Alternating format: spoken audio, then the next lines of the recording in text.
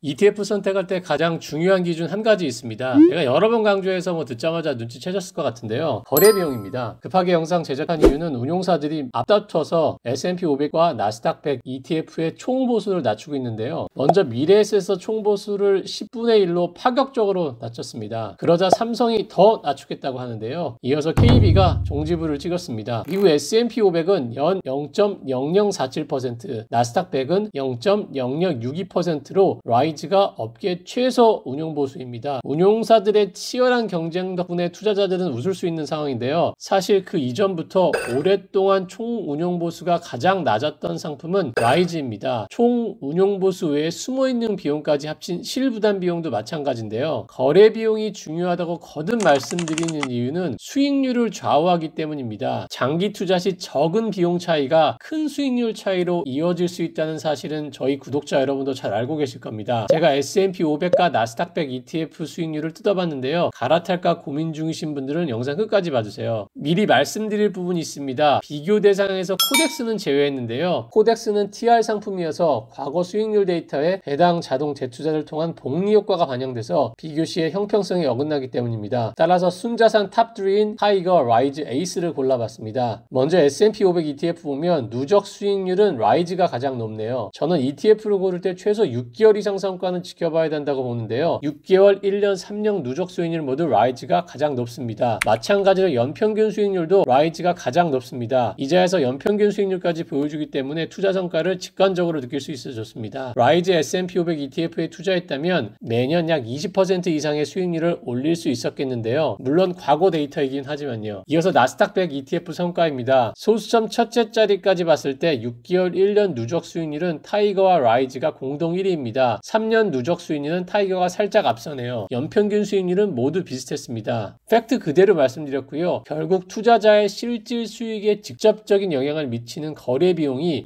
ETF 선택의 핵심 기준이 됩니다. 장기 수익률에 영향을 미치는 요소는 크게 세 가지인데요. 괴리율로 불리는 추적오차, 거래 유동성, 그리고 거래 비용입니다. 다행히도 국내 주요 운용사들의 미국 대표지수 ETF들은 모두 안정적으로 운용되고 있는데요. 거래량도 충분하고 지수 추적도 정확해서 괴리율이나 유동성 면에서는 거의 차이가 없습니다. 따라서 거래 비용이 상품을 비교하는 핵심 기준이 되는데요. ETF 거래 비용은 투자자가 별도로 납부하는 게 아니라 ETF 가격에 자연스럽게 녹여 있습니다. 예를 들어 연 거래 비용이 1.0%인 ETF에 투자한다면 연간 투자 수익의 1%가 거래 비용으로 빠져나가게 되는 건데요. 단순히 보면 미미한 차이처럼 보이지만 장기적으로는 복리 효과에 의해 누적되면서 수익률에 상당한 영향을 미칠 수 있습니다. 1억 원을 장기 투자한다고 가정한 시뮬레이션 자료가 있어서 가져와 봤는데요. 그 결과 5년 투자 시에는 수십만 원이었던 보수 차이가 20년 투자 시에는 수백만 원 정도로 벌어지는 걸로 나타났습니다. 이는 단순한 비용 절감을 넘어서는 의미를 갖는데요. 같은 지수를 추종하는 ETF들은 운용사와 상관없이 거의 동일한 성과를 보이기 때문에 결국 투자자들의 실질 수익률 차이는 운용 보수에서 발생합니다. 따라서 현 시점 거래 비용이 가장 낮은 라이즈 ETF에 투자하면서 장기적으로 보다 유리한 성과를 기대할 수 있겠습니다. 가장 빠르게 소식과 혜택을 받아보고 싶다면 구독과 좋아요 감사합니다.